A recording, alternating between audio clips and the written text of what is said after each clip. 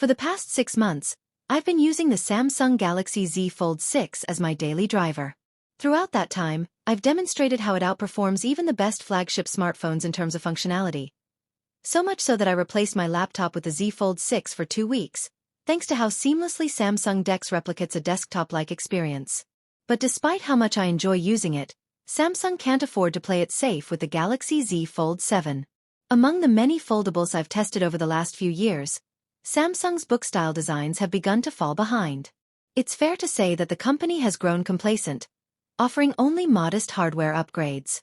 While I appreciate the incremental improvements in the Galaxy Z Fold 6, Samsung must do more to justify an upgrade, especially if it plans to compete with rising stars like the OnePlus Open and the upcoming Google Pixel 9 Pro Fold.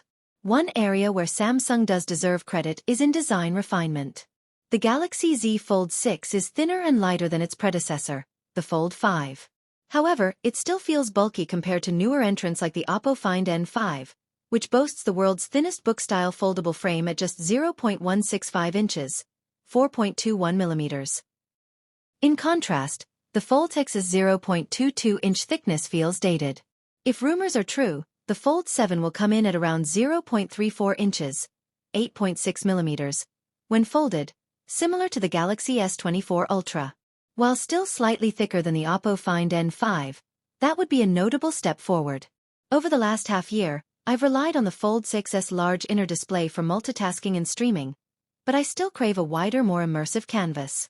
Reports suggest the Fold 7 could feature an expanded 6.5-inch external display and a generous 8-inch internal display, up from the current 6.3 and 7.6 inches, respectively. This would complement the thinner design while offering a richer user experience. In terms of display brightness, Samsung also has work to do. The Pixel 9 Pro Fold currently leads the pack with a stunning 2,319 nits. If Samsung truly wants to impress, the Fold 7's internal screen needs to push past that benchmark. On the camera front, the Fold 6 saw only a minor update to its ultra-wide shooter, retaining the same 50MP main and 10MP telephoto lenses.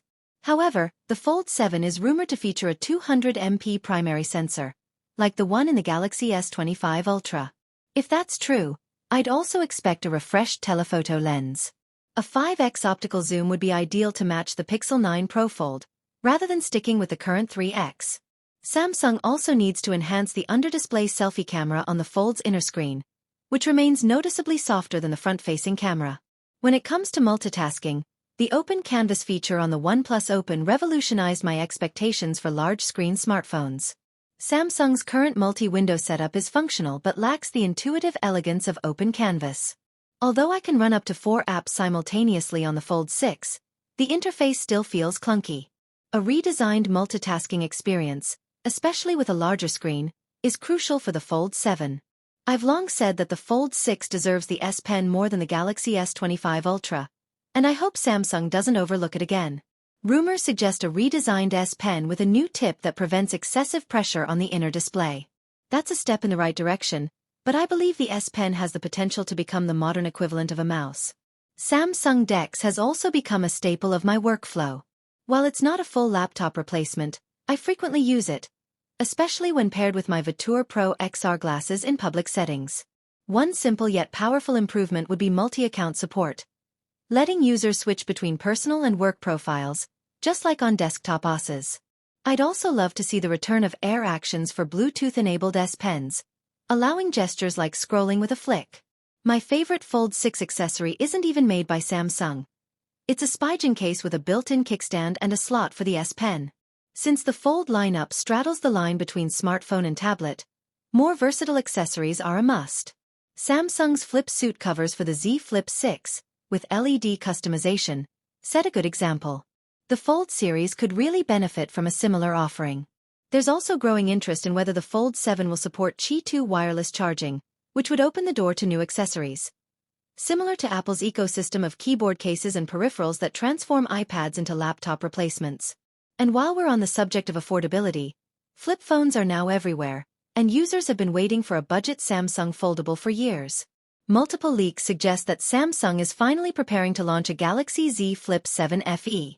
Recent renders from Sammy Guru and On Leaks indicate a design that closely mirrors the Z Flip 5, featuring a 3.4-inch cover display, 6.7-inch inner screen, and a dual camera setup with a 50MP main and 12MP ultra-wide sensor.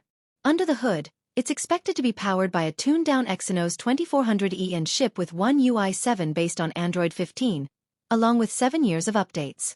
While charging specs are modest, 25W wired charging without an included adapter.